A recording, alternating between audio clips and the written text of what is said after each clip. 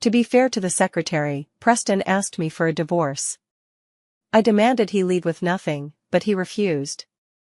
In the end, I made a bet with him, valid for 1 year. A year later, he broke down and screamed, "You didn't keep your word." I looked at him with a smile. "Wasn't it you who broke the bet?" Some people never learn love and responsibility in 40 years. Some will ultimately pay the price for greed and hypocrisy. After 40 years of knowing each other and 20 years of marriage, my husband Preston had an affair. After a month of cold silence, he came back home. He sat across the table, looking at me with indifference. "Blanche, I assume you've had time to cool off by now. We're both in our 40s, old enough to think rationally. Since you found out, there's no point hiding it anymore.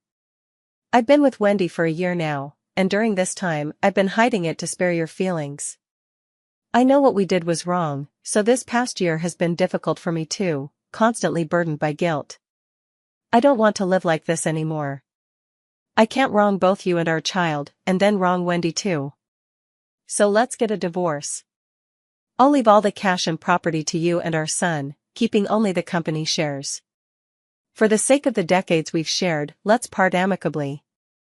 I thought he came back to explain himself to me. I thought he came back to save our marriage. I thought he came back to beg for my forgiveness. The one thing I didn't expect was that he came back to ask for a divorce. Twirling the wedding ring I'd worn for over 20 years, the silver band had long lost its original luster. Instead, it bore numerous scratches that testified to the passage of time. Taking off the ring, I tossed it back at Preston. "Here's your property back." Preston had no idea what Blanche had thrown at him until he caught it. To his surprise, it was an old silver ring. He recognized the ring, it was the one he had given Blanche when he proposed. He hadn't expected her to still have it. For some reason, a pang of guilt welled up inside him. But the thought of Wendy quickly made that guilt fade away. "I bought you so many beautiful diamond rings. Why are you still holding on to this worthless thing?" Preston casually tossed the ring into the nearby trash bin. Such a shabby thing shouldn't have existed in his family long ago. This constantly reminds him of how impoverished he was back then, how despicable he had been. I watched him throw the ring I had worn for over 20 years into the trash can. I laughed at my own foolishness, my own stupidity, my own lingering expectations of him. I laughed at myself for still struggling and clinging to the memories. A worthless silver ring trapped me for 20 years. Now that it's gone, it's truly time to let go. The boy who once promised to love me for a lifetime and stay by my side forever has grown hazy in my memory. People change, don't they? Childhood sweethearts or not, over 20 years of marriage or not, none of it compares to his darling. The sudden realization even makes me feel somewhat fortunate. I'm only 42, just halfway through my life. At this moment, seeing clearly the true nature of a man, I still have the means to cut my losses in time. Yet an inexplicable rage rises in my heart. The divorce is inevitable, but the terms won't be set by him. These years as a wealthy wife, I've cultivated my temperament. But silently enduring harm, that's never been my nature. Preston, I've been with you through poverty to prosperity, endured every hardship imaginable to build this family fortune. And now you want to take the money we sweated to earn and use it to marry another woman? Let me make this crystal clear, I won't let another woman reap the fruits of my decades of labor. Whoever dares to pluck them, I won't hesitate to chop off their greedy hands. If you want to fly off happily with your sweetheart, then you'll leave with absolutely nothing. Preston sighed, seeming to have anticipated my reaction. Blanche, I'm sorry for what I've done. Your anger is understandable. But love is gone. Wendy is still young, and I can't possibly leave her with nothing. We've known each other for 40 years, been married for 20, and shared so many happy memories. For the sake of all those years, please let me go. Let's part on good terms. Please don't say such hurtful things anymore, they really damage our bond. Even if we divorce, I'll always consider you family. He said he doesn't love me anymore, wants to leave assets for Wendy, mentioned how happy we once were, suggested an amicable separation to preserve our feelings? He said after the divorce, I'd still be his family. How noble of him. Those familiar features that now somehow look repulsive. Preston, you really dare to dream. A young, charming new wife and the ex-wife who's weathered decades with you, becoming one happy family? You're absolutely hilarious. I actually burst out laughing. Someone who can laugh after being betrayed, I think I might be the first. I laughed until I was spent, right under his awkward gaze, before finally stopping. Wiping away tears of laughter from the corners of my eyes. If you want a divorce, you must leave with nothing. Otherwise, forget it. I was too resolute, unwilling to accept his show of weakness at all. Preston irritably spun the water glass in his hand and spoke coldly. Blanche, I've always believed that even if we can't be husband and wife, we can still be family, still friends. We grew up together, known each other for 40 years of friendship. Do you really have to be this ruthless? Ruthless? I don't think so. I spent 20 years enduring hardships with him, building a business together. After finally achieving career success and being able to enjoy life to the fullest, he's now about to fly off with another woman. Letting another woman effortlessly reap the benefits of the beautiful life he and I built together, without lifting a finger. If I'm not happy, why should he get to live in bliss? I remained silent, my silence speaking volumes. Preston suddenly slammed the water glass down hard on the table. With a crisp crack, the blue and white porcelain teacup shattered into several pieces, just like our broken marriage now. Blanche, after all these years, I never realized how greedy you could be. The family assets include my share, and I've already given you most of it. How can you still not be satisfied? Why can't we just part amicably?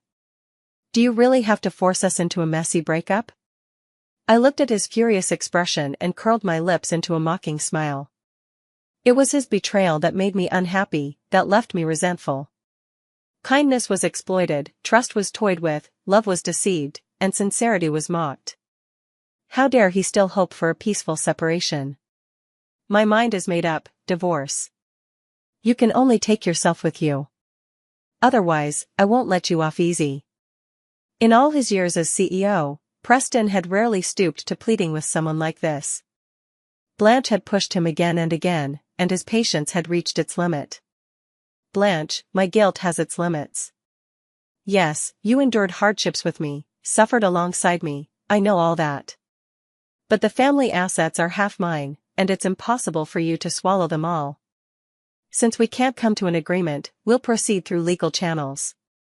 By then, you might not get nearly as much. I still hope you'll think it over carefully. I poured myself a cup of coffee, took a sip, a little bitter. Raising my eyes to look at him, oh, so now we're not talking about decades of affection? I smirked. Preston, you can consult a lawyer and ask whether the court will grant the divorce if I refuse. A drawn-out divorce battle lasting decades would see us nearly in the grave by the end. Wouldn't your darling just weep herself to death, destined to remain a mistress until the very end? Preston was irritated. Why was she so impossible? Fine, if that was how she wanted it, she couldn't blame him for what came next. If you don't agree, then we won't divorce. I'll move out today. After 2 years of separation, I'll file for divorce again, and I'll still get it in the end. I can still give her the status she deserves. And don't even think about getting that much property anymore. With that, he picked up his suitcase and went into the bedroom. 10 minutes later, he walked out, dragging the heavy suitcase behind him. Without even glancing at me, he strode straight toward the door. After betraying me, he still thought he could control me. Well, let's see about that. I spoke leisurely. In today's society, while some may preach tolerance, there might just be more people out there who'd support her role as the other woman, don't you think? Preston's foot, already stepping out the door, came to a halt as he turned around and glared at me fiercely. What do you want? I leisurely took another sip of my coffee, bitter yet with a lingering sweetness. What else? The internet community is quite forgiving. Who knows, they might even bless you too, a perfect match of mutual affection. Before I could finish, I heard Preston roar, "How dare you?" His fingers clutching the suitcase turned white, and the veins on his forehead throbbed. Gone was his earlier composure, replaced now by visible tension. I hadn't expected him to be this nervous about a woman. Seeing him like this, I actually laughed. On the negotiation table, the last thing you want is to let others exploit your weakness. I dare. You know there's nothing I wouldn't dare. I am poised, I am dignified, I am humble and reasonable. But I also repay every slight. Preston knew that well. During those years of entrepreneurship, Preston and I often dined with clients. Because I was young and attractive, it was inevitable to encounter unwarranted harassment during these gatherings. At the time, I would quietly endure it with Preston by my side. But after Preston and I achieved success in our business, those who had harassed me before either faced family breakdowns, were plagued by scandals, or even went bankrupt. Preston knew it was my doing, he even helped cover it up. So he understood that I was capable of it. I think that's why he was willing to lower himself and negotiate the divorce in person.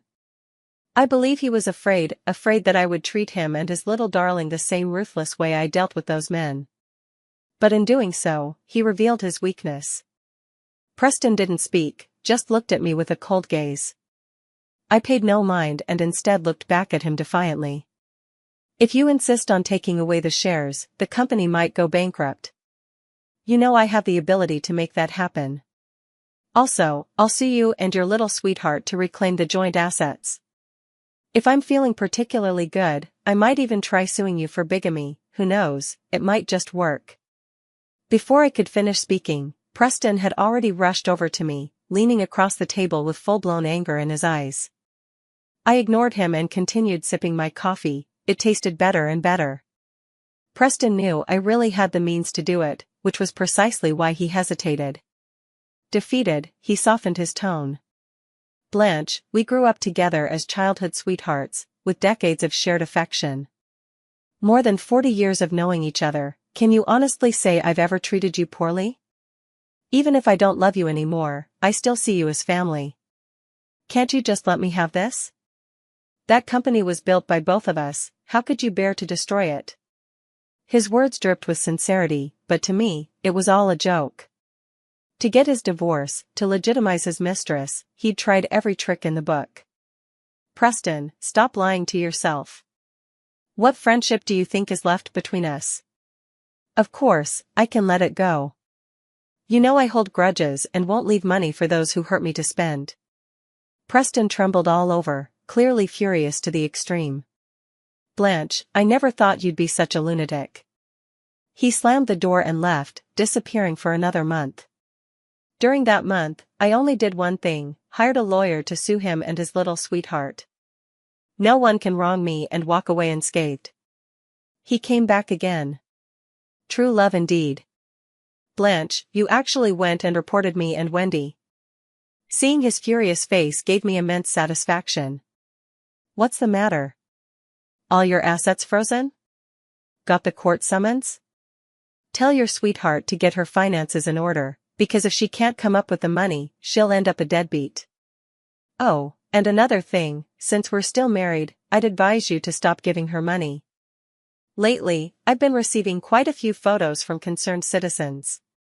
Enough evidence to sue you for bigamy, it seems. But don't worry. Out of respect for all these years we've known each other, I'm holding off for now. However, Wendy and I share no bond, and I'll sue her any time to reclaim what's mine. And stop playing games at the company. I'll let it slide this month, but if I catch you again, I won't hesitate to call a board meeting and expose your true colors. The board might just consider replacing the CEO. Preston felt a chill run down his spine, an inexplicable wave of dread washing over him. He hadn't expected Blanche to be aware of his every move. Realizing that he'd been feeling watched lately, he knew Blanche had someone monitoring him. He'd been living under her surveillance this whole time. Having known each other for decades, he was well aware of Blanche's methods. She had personally dealt with everyone who wronged her in the past. Back then, he admired her ruthlessness, thinking proudly, that's my wife. Now, it just terrified him.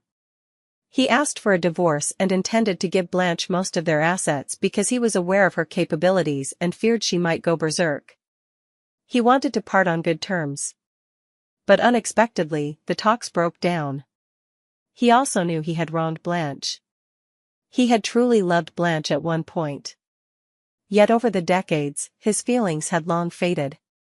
He understood Blanche's fierceness and initially didn't consider divorce, planning only to keep Wendy as his mistress. But he hadn't expected to get caught. Watching Wendy that day, not daring to fight back as Blanche beat her, he suddenly felt he had let Wendy down. He wanted to give her a proper status. He no longer wanted her to be the other woman. He no longer wanted her to be slapped by others.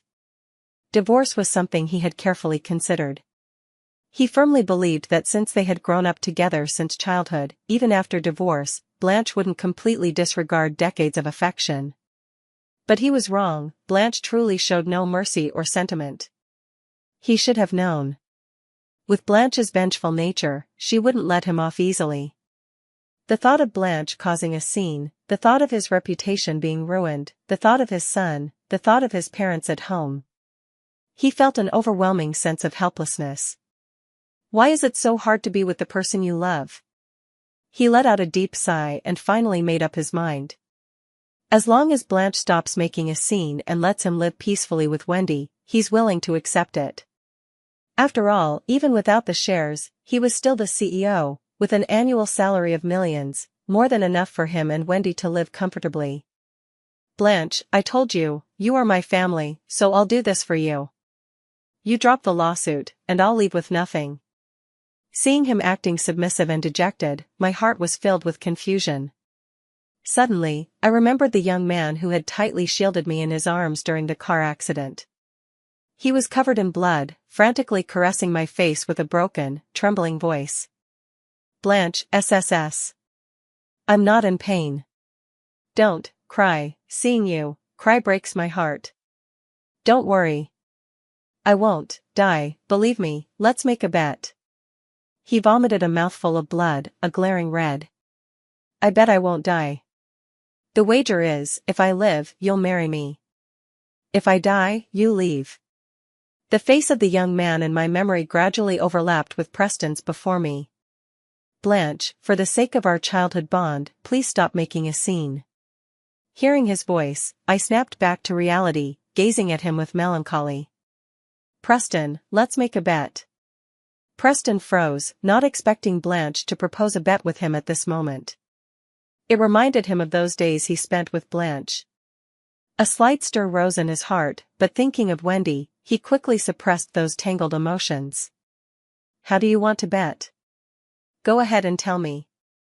I looked at him solemnly, and he returned the same earnest gaze. It was just like the serious expressions we used to have when making bets in the past. I bet she doesn't really love you, she's after your money. At my words, Preston's expression changed. She's not that kind of woman. I could tell he was irritated, as if I had tainted their pure love, but I still continued. I bet if you were broke, she'd leave you for someone else. Impossible.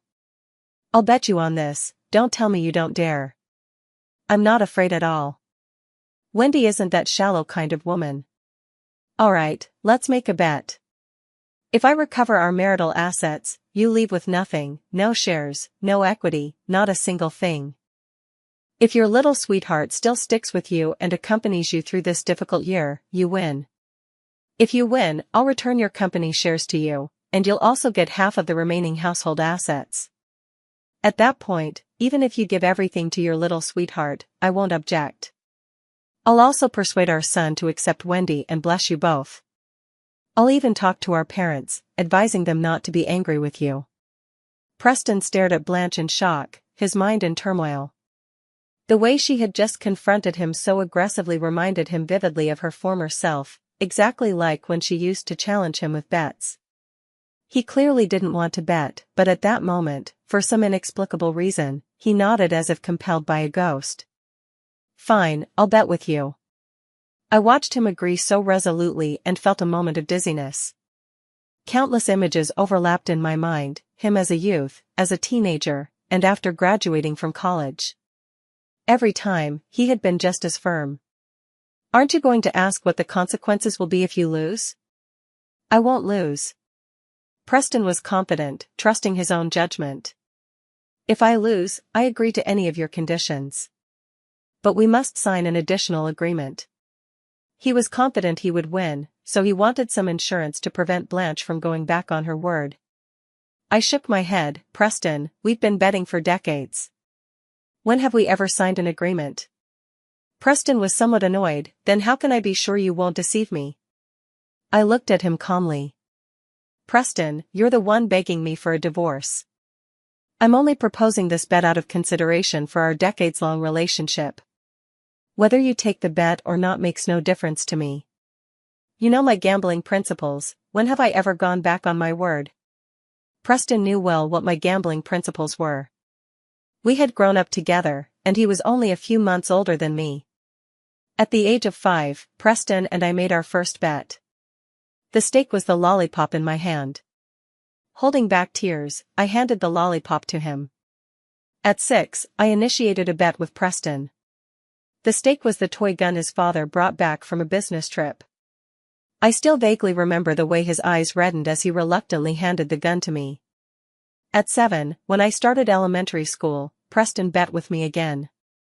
I lost and ended up doing his homework for a year. At 8, he lost and wrote my homework for a year. At 9, he lost and brought me breakfast for a year. At 10, I lost, and I started doing his homework again, even covering for him when he sneaked in video games. At 11, he lost, and I got his favorite game console. Right up until our senior year of high school, at 17, Preston swore he'd get into the same college as me. I didn't believe him. He made a bet with me. If he got into the same university as me, I would have to be his girlfriend, not just his little sister.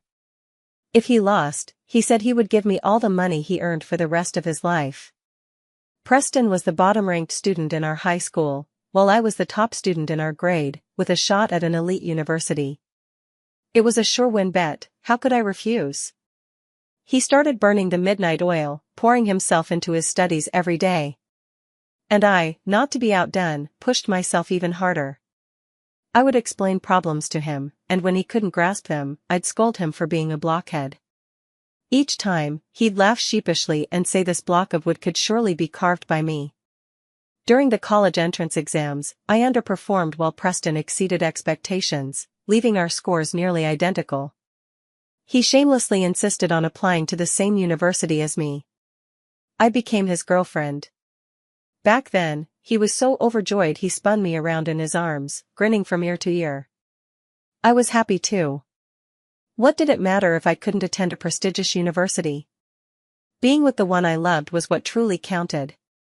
I never told him that I was genuinely capable of attending a prestigious university, so during the exams, I deliberately controlled my scores.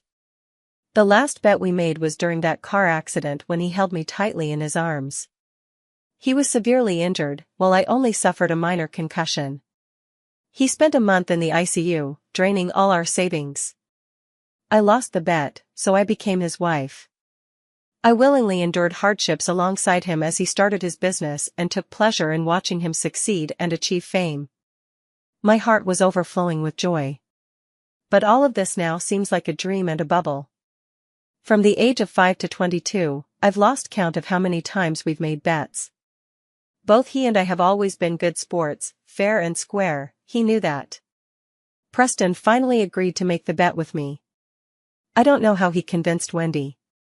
A week later, he returned the $20 million, along with the luxury penthouse downtown and a pile of jewelry. It matched the lawyer's findings closely enough, so I didn't press further. On the day we got our divorce certificate, Preston was uncharacteristically gentle. "Blanche, even though we're divorced, I still consider you family. You can call me if anything comes up." I too was unusually calm. I don't have the habit of entanglement with ex-husbands, so unless it's matters of life, death, or serious illness, let's not stay in contact. Hearing that we would never be in touch again, Preston suddenly felt an emptiness in his heart. But he quickly suppressed this strange emotion. "I'm afraid this year might not work out. After all, we still have that bet between us." I could only smile helplessly, as you wish. Watching him walk away with a spring in his step, I was reminded of the day we got our marriage certificate. He had pulled me along with that same lively stride back then. Blanche, I'm so happy. A decade-long wish has finally come true, you're with me for life now.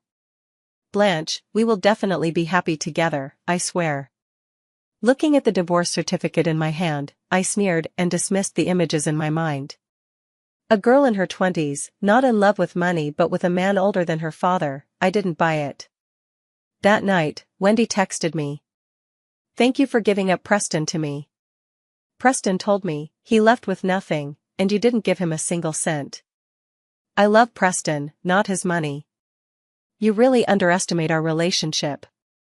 I'll show you, even if he has nothing, I'll still make him happy. I didn't bother responding. That same night, I had my assistant convene a board meeting. This assistant was newly assigned to me and answered to no one but me. The next day, Preston didn't come to the company, and the board meeting proceeded as usual. After the meeting, I became the company's president, while Preston was appointed as the business department manager.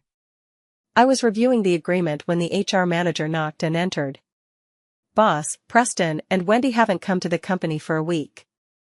What should we do? The company's workload was heavy, and it took me a week to sort everything out. I honestly hadn't paid attention to Preston and Wendy. Busy reviewing documents, I didn't even look up and asked, what should be done according to the rules and regulations? Preston and Wendy didn't request leave. According to company regulations, their absence counts as unexcused absenteeism. 3 days of unexcused absence constitutes voluntary resignation. I looked up, remembering our bet, and stared earnestly at the HR manager. Preston was still the president before he left. He didn't need to request leave, so let it go. As for Wendy, just follow company procedures. Understood, boss. I'll handle it right away. After the HR manager left, I opened my phone, and Wendy's message arrived right on time again. 7 days, Wendy had sent me 7 messages. Day 1, my husband took me on our honeymoon. The accompanying photo showed 2 airplane tickets, the destination a beach. Seems their originally planned trip to the Maldives didn't happen. Day 2, my husband took me to enjoy local delicacies, he's so romantic. The accompanying image showed the interior of a restaurant, its decor clearly indicating a small, cozy place. On the 3rd day, my husband bought me lots of local specialty accessories, which were absolutely adorable. The accompanying picture showed a shell bracelet, wind chimes, and earrings, all looking like great bargains. On the 4th day, my husband took me to a popular spot for photos. The place was packed with people. The accompanying picture showed a bustling crowd, the kind of noisy scene Preston would hate the most. On the 5th day, the scenery here was breathtaking. My husband is such a charmer, so many beautiful women approached him, but he ignored them. His eyes were only on me, and I felt like the luckiest woman alive. The accompanying picture showed the man's back as he faced a group of women in swimsuits. She was certain it wasn't Preston chatting happily with them. On the 6th day, my husband was too amazing, I could barely keep up. The accompanying picture was of a messy bed, clearly not a 5-star hotel. Today, my husband proposed. I truly am the happiest little thing in the world. Honey, whether we're rich or poor, noble or humble, I'll always love you. The photo showed a hand wearing a diamond ring, a pitifully small one.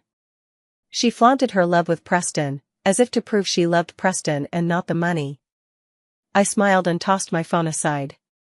A few days later, Preston and Wendy stormed into my office in a rage, with the anxious HR manager trailing behind them. Boss, I informed Preston about the personnel arrangement, but he didn't believe me and insisted on confirming with you. I nodded at her, got it, go ahead with your work. Hearing this, the HR manager ran off faster than a rabbit. I looked at Preston, I'll only give you 5 minutes. After that, I have a meeting to attend. Preston wore a humiliated expression. Blanche, I've met all your demands. How could you strip me of my position as president? Furious, he had left as the president, only to return as a mere manager. One position offered an annual salary of $1 million with flexible time off, while the other barely paid over $100,000 with almost no days off. The difference was night and day. I frowned and looked at him impatiently. It was a collective decision by the board. But you held the board meeting without notifying me. Preston's accusation left me both amused and exasperated. Preston, need I remind you that you weren't even in the office that day? All attending board members voted in agreement, with only your vote counted as abstention due to your absence. Preston looked utterly unconvinced. Blanche, do you take me for a fool? As the majority shareholder, appointing the CEO is entirely at your discretion. I met his gaze. You have 3 minutes left. If there's nothing else, you may return to your post now. He doesn't seriously think I'd let him keep control of my company after the divorce, does he? Preston was so furious that the veins on his forehead bulged, teetering on the edge of an outburst. Wendy hurried to calm him down. Darling, don't be angry. I'll feel terrible if you ruin your health over this. Since the company treats you this way, why don't we just quit? There's no point enduring her nonsense here. With your connections, you could easily make a comeback. I still have some savings. I'll support your investments with everything I have. I'm not like some people, greedy and selfish. Preston was deeply moved. He knew he hadn't made the wrong choice. Wendy, I just feel sorry for you, making you suffer with me. Wendy blushed and buried her face in the man's chest. As long as my husband loves me, I don't feel bitter. Watching the two of them act all lovey-dovey in front of me, so affectionate and sweet, I sneered. The HR department knows the way. If you want to resign, feel free to submit your notice anytime. Goodbye, and don't let the door hit you on the way out. Preston resigned to start his own business. I saw them again at a drinking party. The organizer of the gathering was none other than Preston's arch-rival, Gideon. When Preston walked in with his arm around Wendy, the drinking party fell silent for a moment. Everyone turned to look at me in unison. Everyone in our circle knew we were divorced. I don't know what Gideon was thinking, inviting both me and Preston. Everyone else had company, while I was alone, which made me feel quite awkward. It almost felt a bit degrading. Seeing Blanche there, Preston froze for a second. She seemed different from before. The tailored professional attire exuded the charm of a mature woman. The light makeup made her appear much younger. Noticing Preston's gaze fixed on Blanche, Wendy immediately felt a sense of crisis. She whispered softly, "Honey, we're late. Shouldn't we make some gesture?" Preston snapped back to attention and raised his glass toward Gideon, who was seated at the head of the table. "Sorry we're late. We'll punish ourselves with 3 drinks." 3 consecutive glasses, quite bold indeed. Gideon held a cigarette between his lips, his eyes slightly upturned as he watched Preston down his drink, then loudly applauded. "Bravo, Preston, truly magnanimous." "You flatter me, Gideon," Preston said, pulling Wendy to sit down beside him. Gideon spoke again. "Preston, the young lady by your side looks familiar. Are you taking your junior out for some real-world experience?" Pfft. Someone couldn't hold back, spraying water everywhere. It was rather impolite for such an occasion, but no one seemed to care. Preston's face flushed scarlet, but he had to explain to everyone, "Gideon, this is my fiancée, Wendy."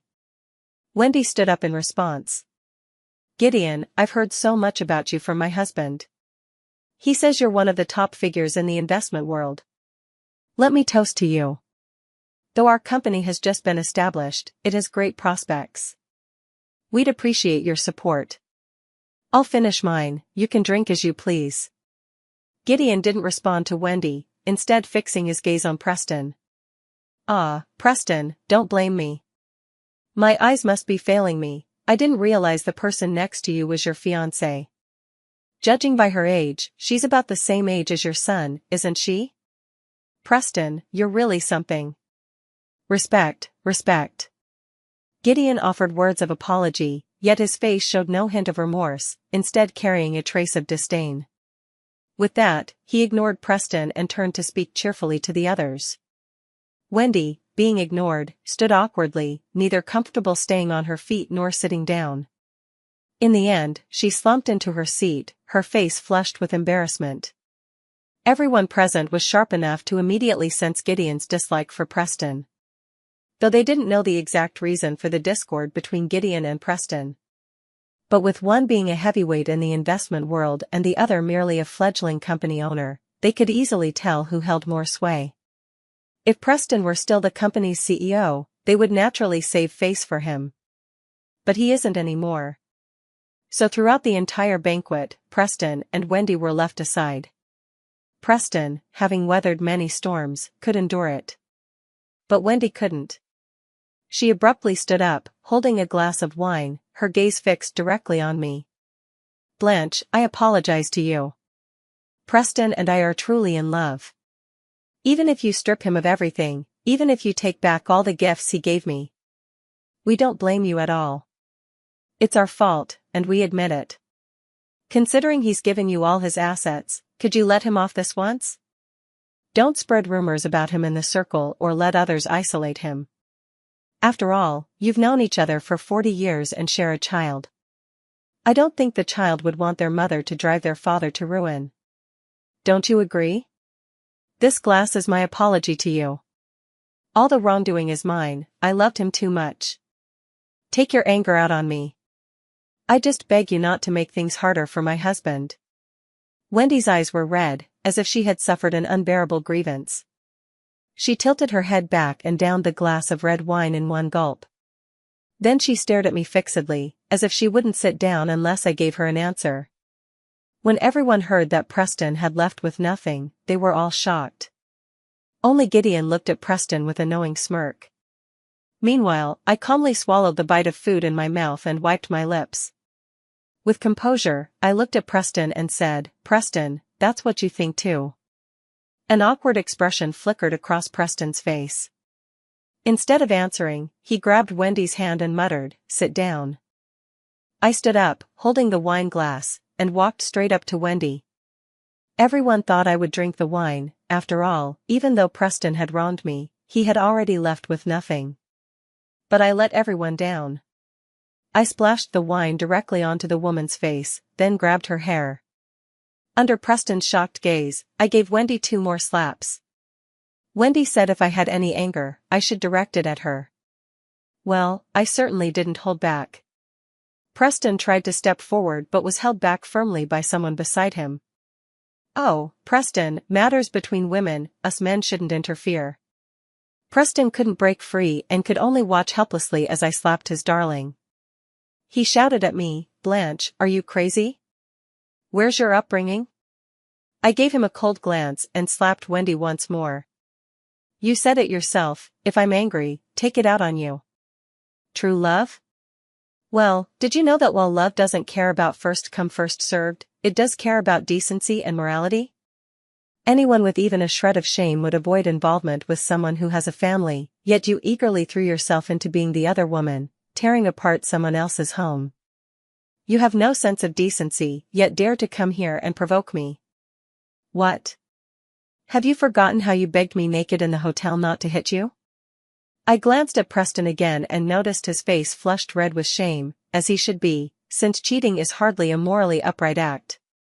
Attraction is instinct, but loyalty is a choice. Not everyone possesses manners and morals, so you have no right to judge me. Wendy trembled in my grip, and I gave her another slap. "Did you really think I was made of clay?" Then I let her go. "Blanche, you old hag, I'll fight you to the death." Wendy tried to claw at my face, but someone nearby held her back. I shot a grateful glance at Gideon. Without Gideon's blatant dislike, these people wouldn't have taken my side. She wiped her hands hard with a wet tissue and then returned to her seat. "Wendy, the matters between Preston and me aren't for an insolent homewrecker like you to meddle in. Him leaving with nothing isn't compensation to me, it's simply what I deserve." Wendy never expected Blanche to dare confront her like this in front of so many people, let alone hit her. Nor did she think the onlookers would all take Blanche's side. Her head ached, and so did her face. She hated Blanche to the core and wished she could tear her apart on the spot. Hearing Blanche's words, she instinctively lashed out in response. "You're lying." The company was built by Preston from scratch, and it took him over a decade of hard work to reach this scale. All that money was earned by him. He gave it to you as compensation. But what did you do? Not only were you ungrateful, but out of jealousy, jealous of my youth, my beauty, and Preston's love for me, willing to abandon everything for me, you spread rumors about us in the circle, turning people against him. He treated you with kindness and loyalty, yet you struck him down without mercy. You're the most vicious person under heaven. With a heart like yours, what man would dare love you? You deserve to be abandoned, deserve to be unloved. You. She wanted to ruin Blanche's reputation, to make the whole world despise her, to force her to kneel at her feet and beg for mercy like a whimpering dog. Enough. Gideon smashed his wine glass. How did a shrew like this get into my party? Whoever brought her, get her out of here now. A middle-aged man hurriedly stood up. Gideon, I had no idea. Preston, at his age, still doesn't know better. My fault entirely, my fault. I'll have someone leave immediately. With that, the middle-aged man turned to Preston. Preston, you're not welcome here. Preston was drowning in shame and anger. Clearly, Wendy was the one who'd been wronged, yet everyone was blindly taking Blanche's side without even asking for the facts. Since when did Blanche wield such influence? Ever since his entrepreneurial success, he had never suffered such humiliation before, and he remembered it well. He turned away with his arm around Wendy, but that's precisely when I spoke up. Preston, perhaps you're too important to remember, but the startup capital for the company originally came from my parents. And that first investment you're so proud of? It was only because I spent a month convincing Gideon that he finally agreed to invest. Preston abruptly turned back, staring at me in disbelief. Blanche, how could you become like this? I admit the startup capital was from your parents. But I was the one who secured the investment. How can you take all the credit for yourself? Some people are truly laughable, Gideon spoke up. Do you want to know why I invested in you despite looking down on you? Preston held Wendy, his expression inexplicable. Of course, because he saw potential for profit. Preston remembered the toughest year when the company was on the verge of collapse. He had stayed up several nights working on the proposal before meeting Gideon, hoping he would invest in the company. Gideon merely glanced at it briefly and said such garbage dared to be presented to him. He felt profoundly humiliated at the time but had no choice but to bow to reality.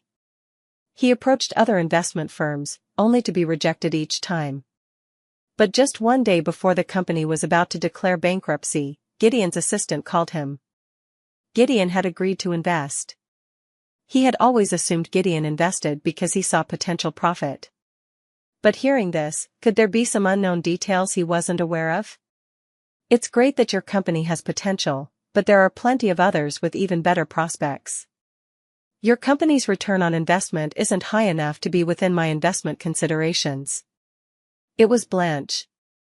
Despite my cold shoulder, she was like an unshakable cockroach, rejected time and again, yet she never gave up and stood before me. She literally camped outside my office for a whole month. I have to admit, I admired her persistence. Just to stop her from pestering me further. That's why I invested in you. I was completely worn down by her persistence. She even begged me not to tell you the truth, afraid it would hurt your confidence. Looking back now, I feel she wasn't worth it. Preston's mind exploded. He had never imagined that the investment he took such pride in had come about this way. He gave Blanche a complicated look, then glanced at the woman sobbing in his arms, suddenly feeling rather embarrassed. Blanche, I apologize for today's incident. Wendy is young and doesn't know better, please don't hold it against her. Preston left with Wendy, one could even say he fled. He couldn't bear to see the mocking expressions on their faces, didn't want them to think of him as an incompetent fool. He remembered how, after the car accident, his family had gone into debt to pay for his treatment. He had no money when he started his business and was completely broke. It was Blanche's parents who took out all their savings, which became the capital for his venture. The capital for the business came from Blanche's parents. After he became successful, he converted all that money into shares and gave them to Blanche. He always felt that he didn't owe Blanche anything anymore. But today, he learned that the investment that saved the company from bankruptcy was obtained because of Blanche. Has he really repaid everything he owes her? He was deeply shaken, feeling as though he was a joke. The success he took pride in was, in fact, filled with Blanche's presence everywhere. At this thought, for some inexplicable reason, an indescribable pain flashed through his heart. Yet within that pain was mixed an unbearable awkwardness. Returning to the apartment he rented with Wendy, facing her sobbing and wailing, he felt annoyance for the first time. Unprecedentedly, he didn't comfort the tearful her. Instead, he went to the guest room, tossing and turning for a long time before finally falling into a deep sleep. He had a dream of him and Blanche in their childhood. The first time he made a bet with Blanche, she held back her tears and handed the lollipop to him, but he couldn't bring himself to eat it. The next day, he bought 2 lollipops and gave them back to Blanche. At the age of 6, Blanche took the initiative to bet with him. He saw the hopeful gleam in Blanche's eyes as she gazed at his toy gun. He lost and reluctantly handed the gun to Blanche. When he was 7, he and Blanche were in different classes. Every day after school, he would see Blanche chatting and laughing with other little boys. Angry, he made a bet with her and won. He made Blanche do his homework so she wouldn't have as much time to laugh and talk with the other boys. At 8, he felt guilty seeing Blanche do his homework every day. He lost the bet and took the initiative to do Blanche's homework in return, as if repaying a debt. At 9, Blanche was inexplicably determined to lose weight. He bet against her and lost, so he brought her breakfast for a whole year. Losing weight? What for? Girls are cuter with a little chub. At 10, Blanche was chatting enthusiastically with other boys. He won the bet this time, making Blanche do his homework and even cover for him while he secretly played video games. At 11, Blanche also loved playing his video game console. He lost the bet and gave his beloved console to her. That way, he could go to Blanche's house to play games with her. In their senior year of high school, Blanche said she might like a boy. He got angry, he panicked, so he made another bet with Blanche. Blanche, I will get into the same university as you. If I win, I want to be his girlfriend, not his sister. He dreamed of that car accident again, but this time, instead of holding Blanche, he desperately protected himself. Seeing Blanche lying there covered in blood, he suddenly woke up gasping for air. It took him a long time to calm down and realize it was just a dream. The image of Blanche covered in blood lingered in his mind. He wiped his hand over his eyes, feeling the damp warmth beneath his fingers. For some reason, he suddenly wanted to see Blanche, to confirm for himself that she was truly unharmed. He got up, left the bedroom, and strode straight toward the door. Just as his hand rested on the doorknob, Wendy's sobs echoed from behind him. "Honey, where are you going? I've suffered so much today, and you're not even comforting me. Do you despise me now?" Before Preston could think of a response, Wendy's soft arms wrapped around him from behind. "Husband, I don't care if Blanche hits or scolds me, but how could she treat you like this? You've already left with nothing, so why is she still teaming up with those people to target you? How could she be so cruel?" Before, when Wendy spoke of Blanche this way, he never saw anything wrong with it. But today, for some unknown reason, he suddenly felt irritated. Still, he forced himself to comfort her. "Originally, it was the 2 of us who wronged her first. Whatever she does to me, I'll accept it. From now on, let's just avoid her as much as possible." Wendy froze at Preston's words. She suddenly felt a flicker of panic. Ever since returning from the drinking party, Preston's demeanor had been completely off. In the past, when she spoke of Blanche like this, he wouldn't agree, but he would never say such things either. "All right, darling, I won't say it anymore. From now on, we'll avoid her.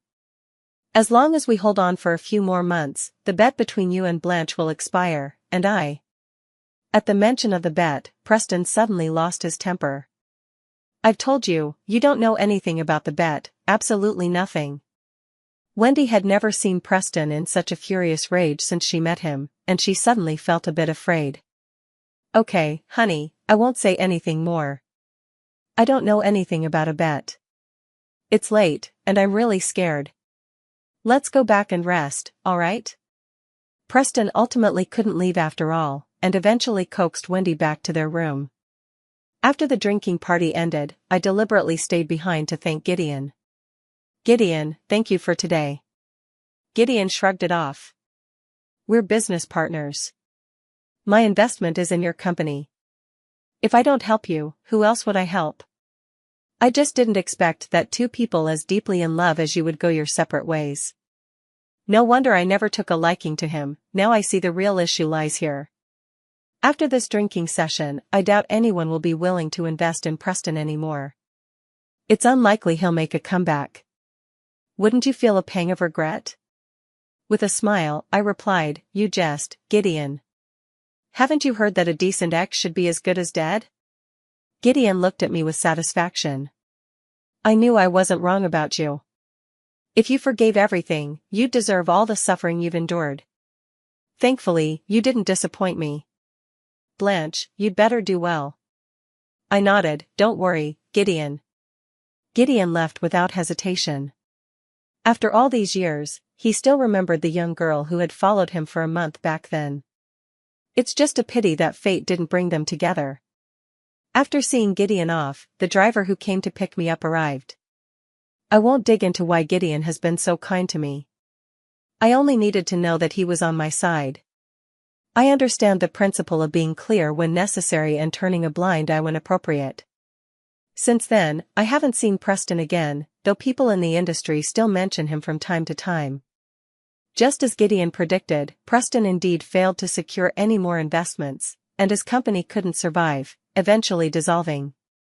Most of the money Wendy had previously obtained from Preston was recovered by me, and with the company's collapse, the remaining funds were also lost.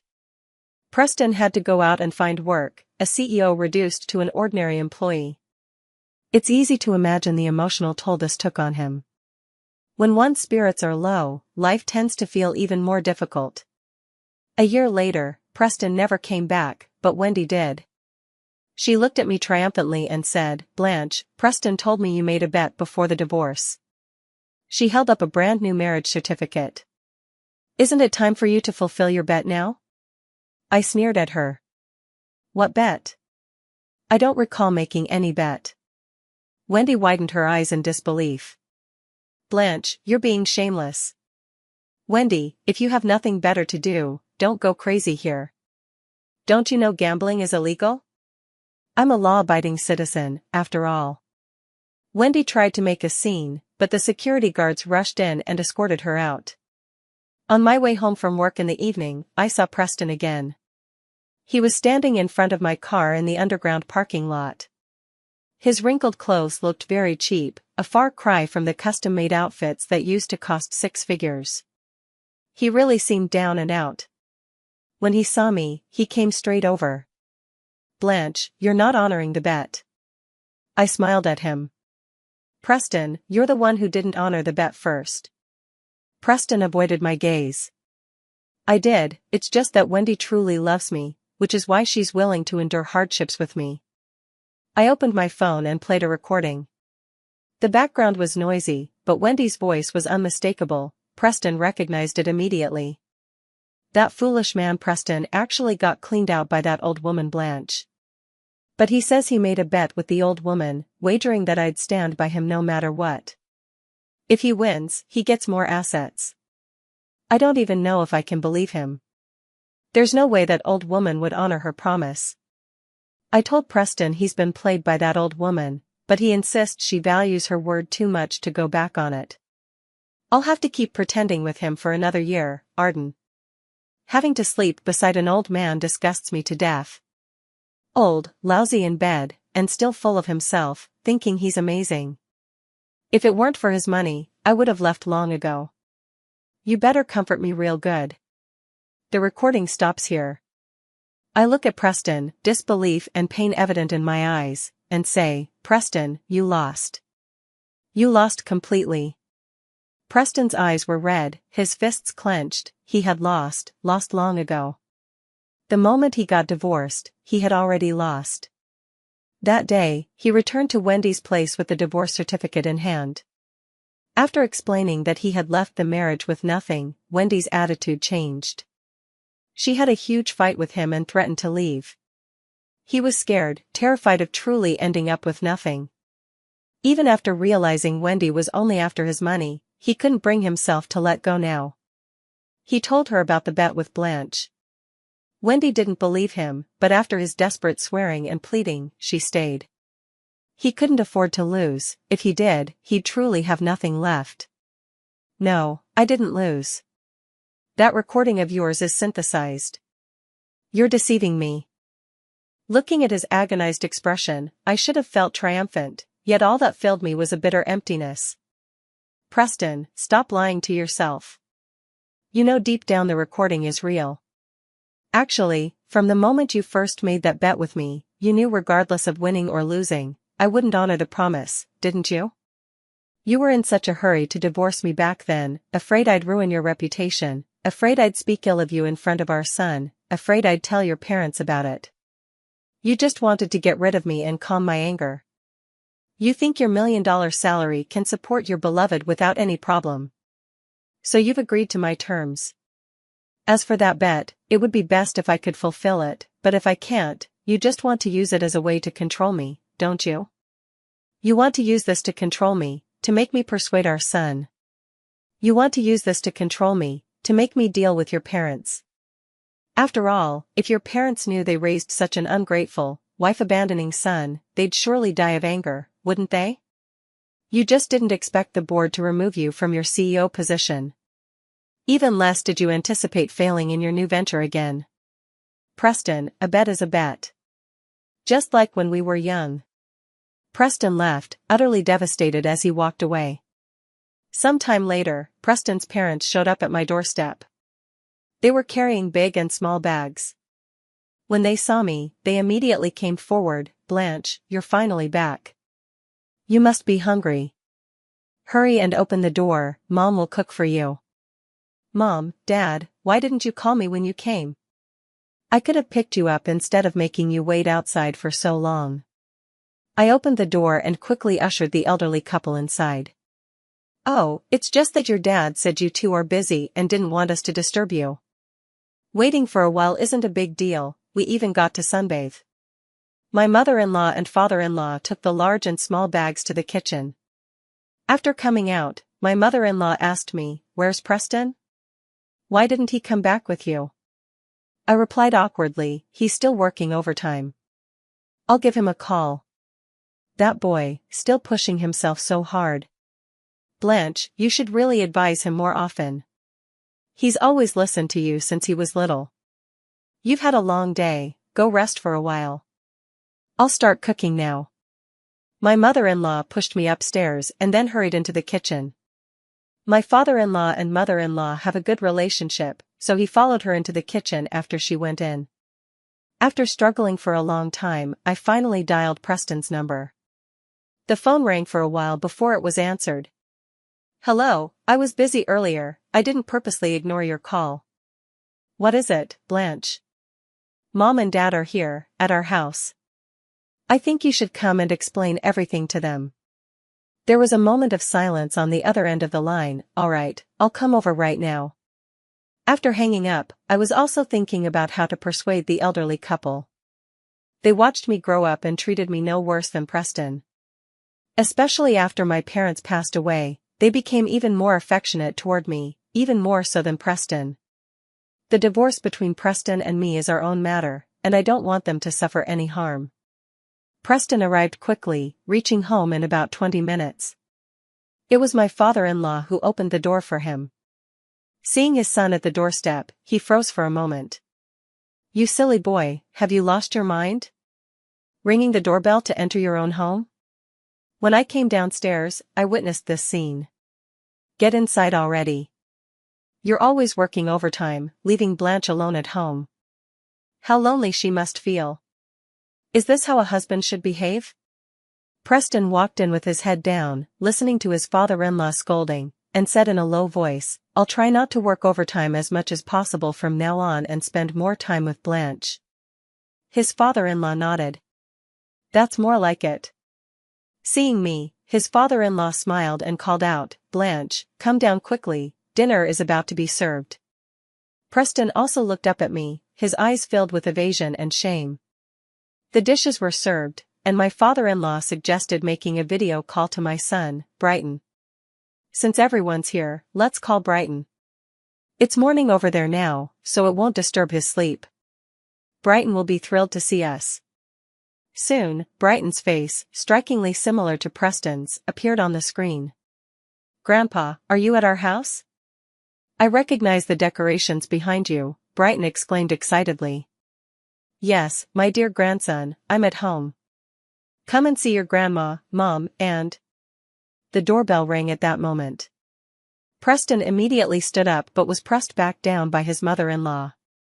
"You've been working all day, rest now. I'll get the door."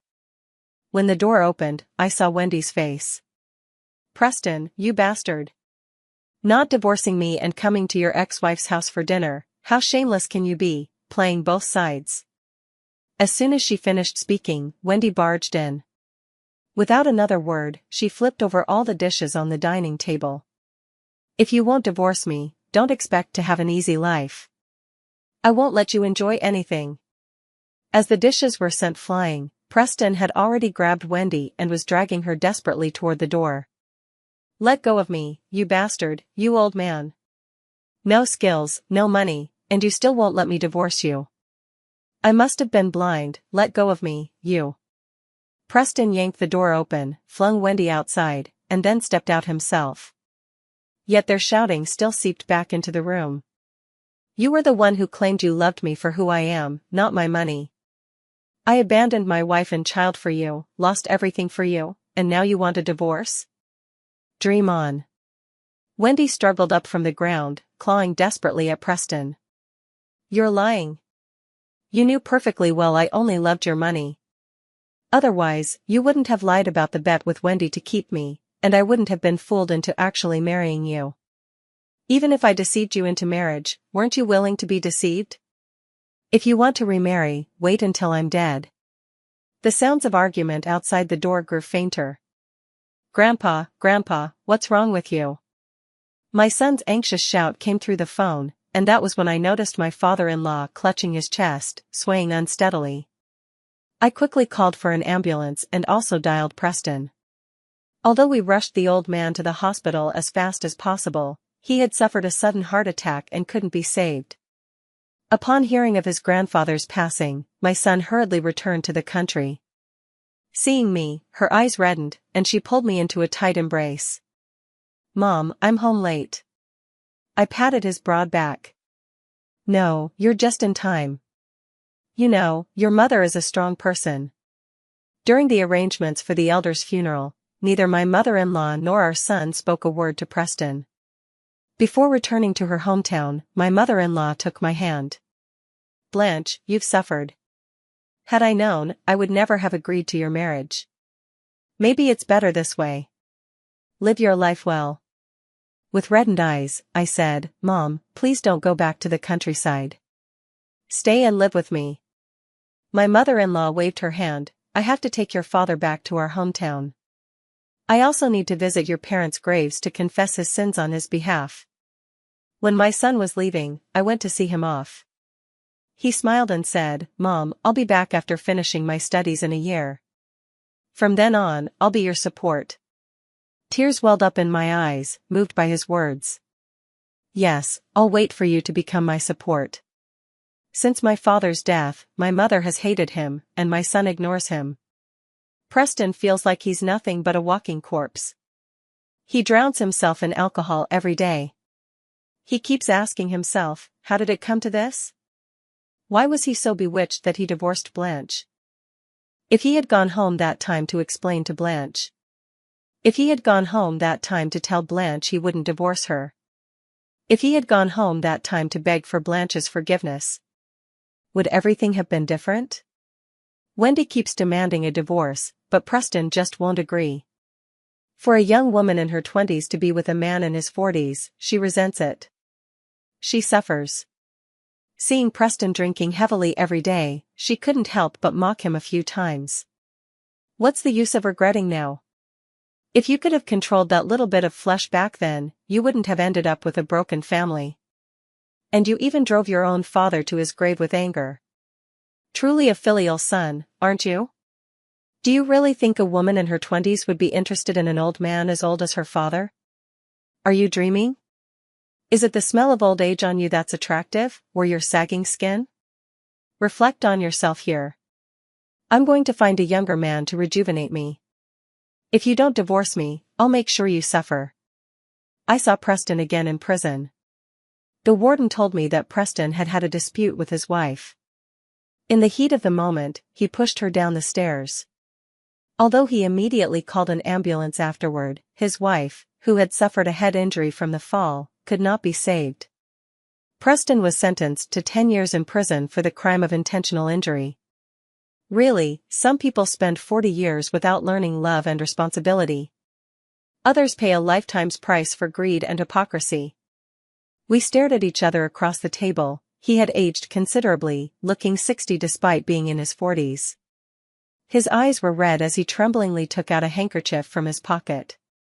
Slowly unfolding it, he finally revealed 2 silver rings bearing the marks of time.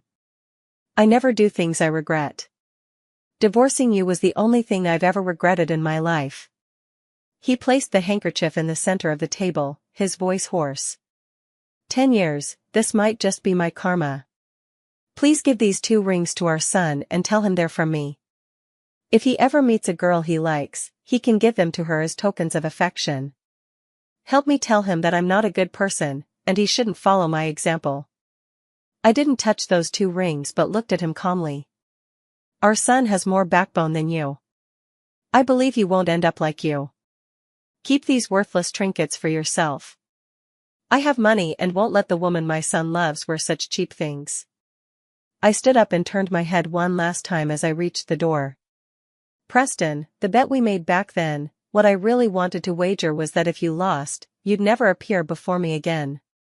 Under his desperate gaze, I turned and walked away. When my son returned from his studies, I immediately brought him into the company. The moment he became capable of handling things independently, I decisively stepped back. While I'm still not too old, I want to seize the opportunity to explore the magnificent landscapes of the world. My son fully supports me and even personally researches travel guides for me. I planned a 3-year trip around the world. Before setting off, my son asked me, "Mom, why did you transfer 2% of the shares to Dad?"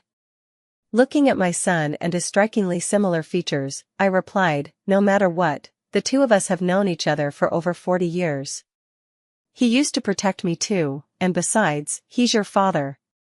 We can't let him live too shabbily after he gets out of prison, that would be a disgrace to both of us. When you have time, check in on him occasionally.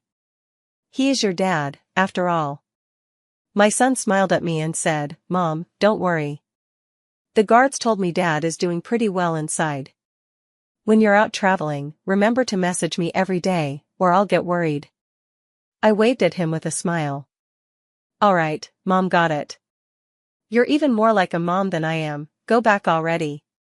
Being a CEO isn't so easy, you know." Watching my son walk away, I rushed toward the boarding gate. The world is vast and beautiful, here I come.